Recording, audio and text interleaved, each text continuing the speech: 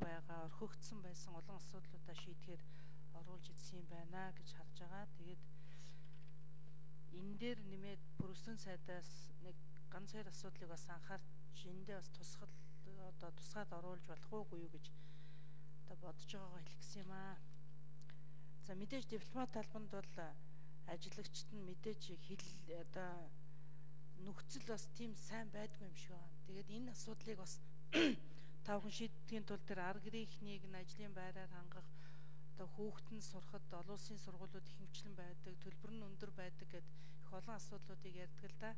Тийм учраас эдгээрийг бас зохицуулах тийм боломж болцоог хангах чиглэлээр анхаарч ажиллах гэж байгааг нь бол хэцүү гэж бодож байна. Цаашдаа энэ Монгол улсын гадаад харилцааны салбарт чадварлаг мэрэгчсэн хүмүүс нь дипломат албандаа ажилдаг. За тэр тусмаа төрийн албаны тухай хуулийн дагуу тэр мерит зарчмыг баримталж ажилуулдаг байх нь бол илүү зөв байхаа гэсэн ийм бодолтой байна. За эмэгтэйчүүдийг дипломат албанд ажилуулах асуудал бол ер нь бол нэлээд тийм хойрог маягтай байдаг. Дандаа гүйцэтгэх албан тушаал дээр тавьдаг. За сүүлийн үед бол яг харьцангуй бүрэлдэхүүн сайдын үед бас нэг тоон ганц хоёроор нэмэгдсэн. Би түрүүн 6 элчин сайд орж ирэхэд ганц ч эмэгтэй хүн оруулж ирэхгүй байхад бас энэ асуудлыг бодож л суусан. 6 хүний ядаж ганцын эмэгтэй хүн оруулаад ирэхгүй яасан юм бол доо гэж. Тэгэхээр ер нь цаашдаа энэ асуудалд ингэж битгий хандаасаа дэлхийн нийтээрээ өнөөдөр улс төрийг бол тийм зөөлөн уур амьсгалтай улс төр явж гинэ гэж томьёолж байгаа. Эмэгтэйчүүдийн улс төрд гүйцэтгэж байгаа үүрэг, дипломат албанд ажиллах чадвар бол байгаа гэж үзэж байгаа.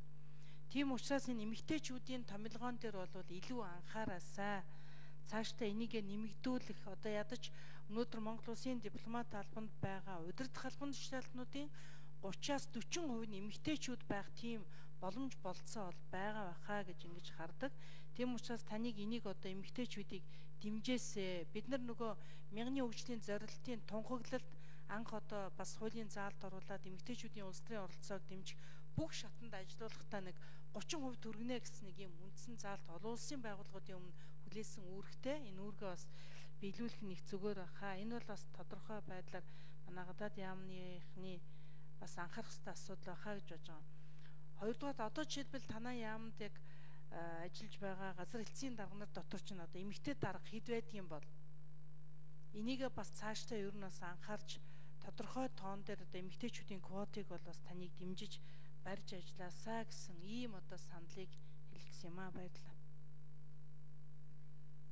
За дэмжсэн 3 гишүүн хэллээ. Дэмжээгүй 3 гишүүнийг